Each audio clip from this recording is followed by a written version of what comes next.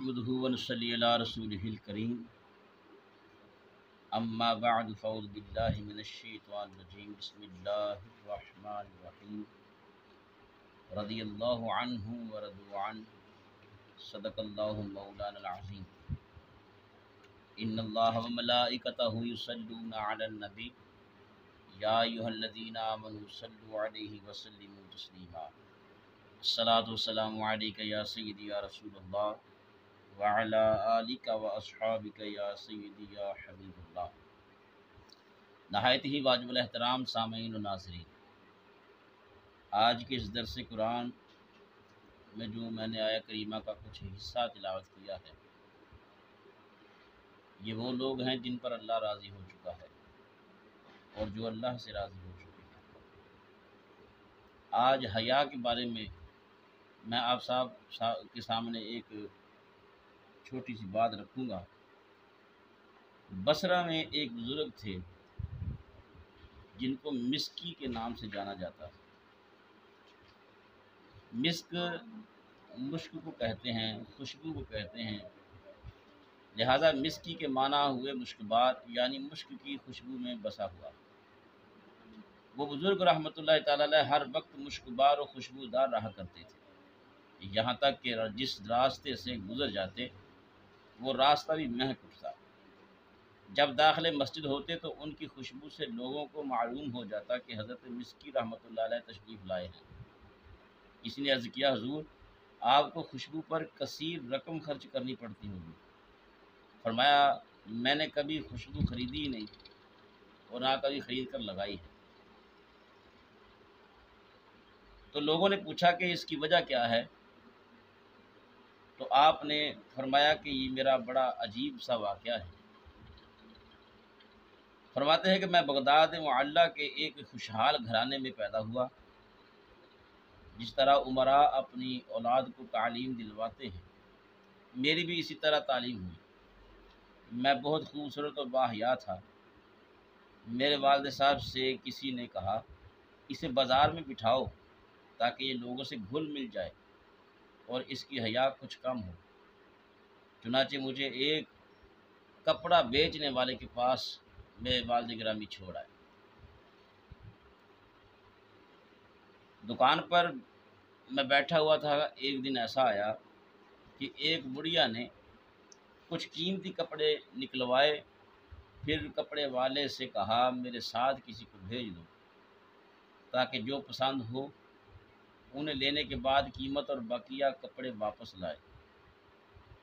کپڑے والے نے مجھے اس کے ساتھ بھیج دیا۔ بڑھیا مجھے ایک عظیم الشان محل میں لے گئی اور آراستہ کمرے میں بھیج دیا۔ کیا دیکھتا ہوں کہ ایک زیورات سے آراستہ خوش لباس جوان لڑکی تخت پر بچھے ہوئے منقش قالین پر بیٹھی ہے۔ تخت و فرش سب سے سبز زرین ہیں اور اس قدر نفیس کہ ایسے میں نے کبھی نہیں دیکھے۔ مجھے دیکھتے ہی اس لڑکی پر شیطان غالب آ گیا اور وہ ایک دم میری طرف لپکی اور چھیڑ خانی کرتے ہوئے منہ کالا کرنے کے در پہ ہو گئی۔ میں نے گھبرا کر اللہ عز و جل سے ڈرنے کا کہا، مگر اس پر شیطان پوری طرح سے مسلط ہو چکا تھا۔ جب میں نے اس کی ضد دیکھی تو گناہ سے بچنے کی ایک تجویز سوچی۔ آپ فرماتے ہیں کہ میں نے اس سے کہا کہ میں استنجا خانہ جانا چاہتا ہوں، بیت الخلاء جانا چاہتا ہوں۔ تو جب میں نے اتنا کہا تو اس نے اپنی لونڈیوں کو بلایا تو لونڈیوں کا رش ہو گیا، میرے ارد گرد لونڈیاں ہی لونڈیاں تھیں۔ اس نے کہا کہ اپنے آقا کو بیت الخلاء لے جائیے۔ آپ فرماتے ہیں میں بیت الخلاء گیا۔ وہاں جا کر مجھے اور تو راستہ نظر نہ آیا، بھاگنے کی کوئی بھی راہ نظر نہیں آ رہی تھی۔ میں نے وہاں سے نجاست اپنے چہرے پہ ملی، اپنے جسم پہ ملی۔ جو لونڈی میرے لیے باہر کھڑی تھی، میں نے اس کی طرف آنکھیں نکال کر دیکھا تو وہ ڈر کے بھاگی۔ تو اس محل میں ایک شور برپا ہو گیا۔ انہوں نے مجھے ایک قالین میں، ایک ٹاٹ میں لپیٹا اور کسی باغ میں چھوڑا۔ جب میں نے دیکھا کہ سب چلے گئے ہیں، مجھے محسوس ہوا کہ یقین ہو گیا کہ سب چلے گئے ہیں، تو میں اس میں سے نکلا اور نکل کر میں نے اپنا جسم پاک کیا۔ آپ فرماتے ہیں کہ میں نے جب اپنا جسم پاک کیا اور گھر چلا گیا، آپ فرماتے ہیں کہ میں رات سویا، اسی رات میں نے خواب میں دیکھا کہ کوئی کہہ رہا ہے تم کو حضرت یوسف علیہ والسلام سے کیا ہی خوب مناسبت ہے، اور کہتا ہے کہ کیا تم مجھے جانتے ہو؟ میں نے کہا نہیں، تو انہوں نے کہا کہ میں جبریل امین علیہ والسلام ہوں۔ اس کے بعد انہوں نے میرے منہ اور جسم پر اپنا ہاتھ پھیرا، اسی وقت سے میرے جسم سے مشک کی بہترین خوشبو آنے لگی۔ یہ حضرت سیدنا جبریل علیہ والسلام کے دست مبارک کی خوشبو ہے جو میرے جسم سے آتی ہے۔ میرے بھائیو، آپ نے دیکھا کہ باحیا نوجوان اللہ عز و جل کی خشیت اور گناہوں سے نفرت کی برکت سے معصیت سے اپنی حفاظت میں کامیاب ہو گیا۔ معلوم ہوا کہ گناہوں سے بچنے میں حیا بہت ہی مؤثر۔ حیا کے معنی ہیں عیب لگائے جانے کے خوف سے جھنپنا۔ اس سے مراد وہ وصف ہے جو ان چیزوں سے روک دے جو اللہ تبارک و تعالیٰ اور مخلوق کے نزدیک ناپسندیدہ ہو۔ لوگوں سے شرما کر کسی ایسے کام سے رک جانا جو ان کے نزدیک اچھا نہ ہو، مخلوق سے حیا کہلاتا ہے۔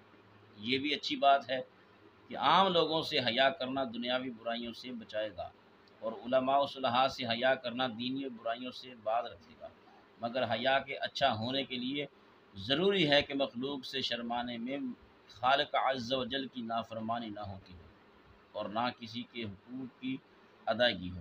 حضرت سیدنا عثمان غنی ذو النورین رضی اللہ تعالیٰ عنہ، آپ کی بھی حیا اس قسم سے ہے کہ نبی کریم علیہ والسلام کی بارگاہ میں ابوبکر صدیق آتے ہیں، دروازہ کھٹکتا ہے تو آپ فرماتے ہیں کون ہے؟ بتایا گیا جی ابوبکر صدیق ہیں۔ فرمایا آنے دیجیے۔ میرے آقا علیہ السلام بیٹھے ہوئے ہیں، آپ نے قدم مبارک پسارے ہوئے ہیں، یعنی آپ اپنی ٹانگیں مبارک کھول کر بیٹھے ہوئے ہیں، تو آپ کی تہمت مبارک جو ہے آپ کی پنڈلی مبارک سے تھوڑی سی ہٹی ہوئی تھی۔ پھر دروازہ کھٹکا تو بتایا گیا کہ عمر آئے ہیں۔ فرمایا آنے دیجیے۔ عمر بھی آ گئے تو ابوبکر بھی آ گئے۔ اب آقا علیہ السلام ایسے ہی بیٹھے۔ تیسری مرتبہ جب دروازہ کھٹکا تو پوچھا کون ہے، تو بتایا گیا جی حضرت عثمان آئے ہیں۔ تو فرمایا ٹھہر جاؤ، انہیں کہو ابھی باہر ٹھہرے۔ میرے آقا علیہ السلام جلدی سے سیدھے ہوئے اور اپنی پنڈلی مبارک کو ڈھانپ لیا اور اپنی تہمت مبارک ٹھیک کر لی۔ حضرت اماں عائشہ صدیقہ رضی اللہ تعالیٰ عنہ فرماتی ہیں میں یہ ماجرا دیکھ رہی تھی کہ میں نے دیکھا کہ ابوبکر صدیق آئے، وہ بھی اسی طرح بیٹھے رہے، عمر فاروق آئے، وہ بھی اسی طرح بیٹھے رہے۔ جب عثمان آئے تو آقا علیہ السلام اپنے آپ کو سمیٹنا شروع کر دیا، تو آقا علیہ السلام کی بارگاہ میں عرض کی یا رسول اللہ صلی اللہ علیہ وسلم، ابوبکر صدیق میرے بابا آئے تو آپ اسی طرح بیٹھے رہے، عمر آئے آپ بیٹھے رہے، جب عثمان آئے تو آپ اپنے آپ کو سمیٹنے لگے اور پنڈلی مبارک پر اپنی تہمت مبارک ٹھیک کرنے لگے۔ تو میرے آقا علیہ السلام نے ارشاد فرمایا حمیرہ، میں اس سے کیوں نہ حیا کروں جس کا حیا اللہ کے فرشتے کرتے ہیں۔ سبحان اللہ۔ حیا کے بارے میں یہ بھی کہا گیا ہے کہ یہ ایک ایسا خلق ہے جس پر اسلام کا مدار ہے، اور اس کی توجہ یعنی وجہ یہ ہے کہ انسان کے افعال دو طرح کے ہیں، جن سے حیا کرتا ہے، جن سے حیا نہیں کرتا۔ پہلی قسم حرام و مکروہ کو شامل ہے اور ان کا ترک مشروع یعنی موافق شرع ہے۔ دوسری قسم واجب، مستحب اور مباح کو شامل کرتا ہے۔ ان میں سے پہلے دو کا کرنا مشروع اور تیسرے کا کرنا جائز ہے۔ یوں یہ حدیث مبارکہ جب تو حیا نہ کرے تو جو چاہے کر ان پانچوں احکام کو شامل ہے۔ حیا کے احکام کیا ہیں؟ حیا کبھی فرض و واجب ہوتی ہے، جیسے کسی حرام و ناجائز کام سے حیا کرنا، کبھی مستحب جیسے مکروہ تنزیہی سے بچنے میں حیا، اور کبھی مباح یعنی کرنا نہ کرنا یکساں جیسے کسی مباح شرعی کے کرنے سے حیا۔ حیا کی نشو و نما میں ماحول اور تربیت کا بہت عمل دخل ہے۔ حیا دار ماحول میسر آنے کی صورت میں حیا کو خوب نکھار ملتا ہے، جبکہ بے حیا لوگوں کی صحبت قلب و نگاہ کی پاکیزگی سلب کر کے بے شرم کر دیتی ہے، اور بندہ بے شمار غیر اخلاقی اور ناجائز کاموں میں مبتلا ہو جاتا ہے، اس لیے کہ حیا ہی تو تھی جو برائیوں اور گناہوں سے روکتی تھی۔ اسلام میں حیا کو بہت اہمیت دی گئی ہے، چنانچہ حدیث پاک میں ہے، بے شک ہر دین کا ایک خلق ہے اور اسلام کا خلق حیا ہے، یعنی ہر امت کی کوئی نہ کوئی خاص خصلت ہوتی ہے جو دیگر خصلتوں پر غالب ہوتی ہے، اور اسلام کی وہ خصلت حیا ہے، اس لیے کہ حیا ایک ایسا خلق ہے جو اخلاقی اچھائیوں کی تکمیل، ایمان کی مضبوطی کا باعث اور اس کی علامات میں سے ہے۔ چنانچہ حضرت سیدنا ابو ہریرہ رضی اللہ تعالیٰ عنہ سے مروی ہے کہ رسول اللہ صلی اللہ علیہ وسلم نے فرمایا، ایمان کے 70 سے زائد شعبے علامات ہیں اور حیا ایمان کا ایک شعبہ ہے۔ ایک اور حدیث شریف میں ہے کہ حیا ایمان سے ہے، یعنی جس طرح ایمان مومن کو کفر کے ارتکاب سے روکتا ہے، اسی طرح حیا با حیا کو نافرمانیوں سے بچاتی ہے۔ یوں مجازن اسے ایمان سے فرمایا گیا، جس کی مزید وضاحت تائید حضرت سیدنا ابن عمر رضی اللہ تعالیٰ عنہما کی اس روایت سے ہوتی ہے، بے شک حیا اور ایمان دونوں آپس میں ملے ہوئے ہیں، تو جب ایک اٹھ جائے تو دوسرا بھی اٹھا لیا جاتا ہے۔ حیا ہمارے اسلام میں بہت ضروری ہے۔ حضرت سیدنا عمران بن حسین رضی اللہ تعالیٰ عنہ سے مروی ہے کہ اللہ کے محبوب دانائے غیوب صلی اللہ علیہ وآلہ وسلم نے فرمایا، حیا صرف خیر یعنی بھلائی ہی لاتی ہے۔